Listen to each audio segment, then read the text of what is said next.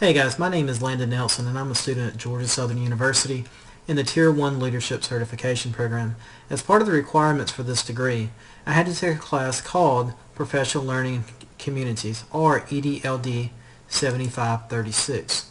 Now, as part of this class, one of the first things my mentor did was put me in charge of the Professional Learning Community for American Government.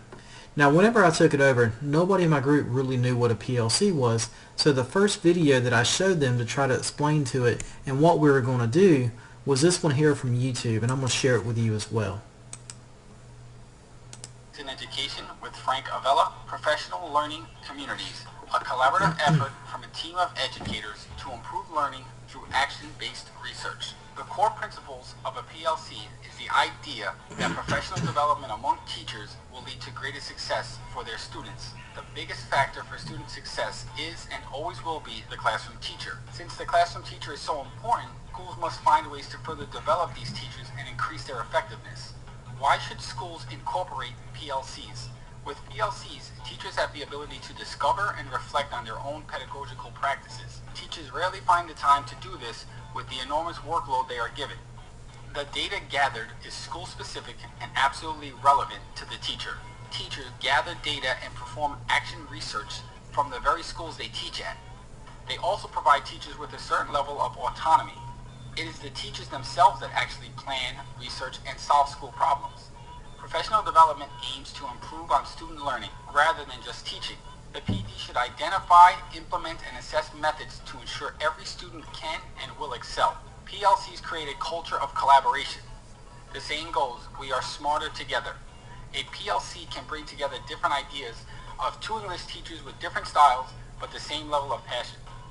Now let's take a look at a solid example of a PLC. You might see several of the 8th grade teachers, child study team, and guidance counselors having a discussion on the best ways to prepare 8th grade students for the transition to next year in high school. They're looking at data, building action plans. Most importantly, they are identifying solutions to school problems. Here are several steps that I've used, although you may want to change the order.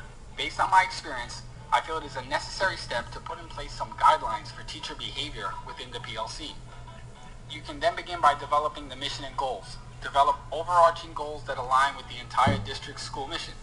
These goals should be developed as a team and based on the current school data.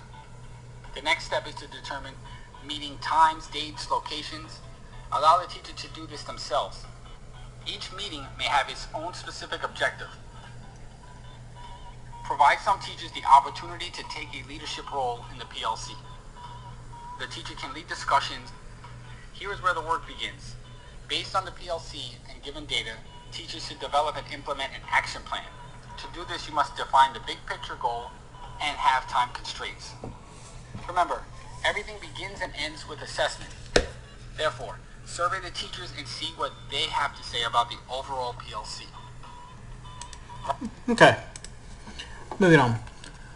Now, you'll notice that when you go to my portfolio, you'll see a couple PLC minutes, and I'm not going to bore you with those. Rather, I would like to talk to you about the Unified Cheat Sheet. One thing that I was also assigned to do in the PLC was to create a cheat sheet on how to use this new testing platform we had called Unify. Now, once we figured it out, Unify was absolutely incredible. You could find data by substandard, we could find data by demographic, it didn't matter, we could find data on it. And I went back and gave the professional learning on it to my American Government PLC. And once the administration started seeing the results we were gaining by allowing data to drive instruction, then I was asked to go back. I gave the PL to the entire school and also to certain different groups on campus. Other things that I was allowed to do in this class, and if you haven't done this, I highly recommend it, is one thing we created was we went through and we made this little document, and we went through different teachers' classrooms in our PLC where we started doing mock observations on each other in our own PLC.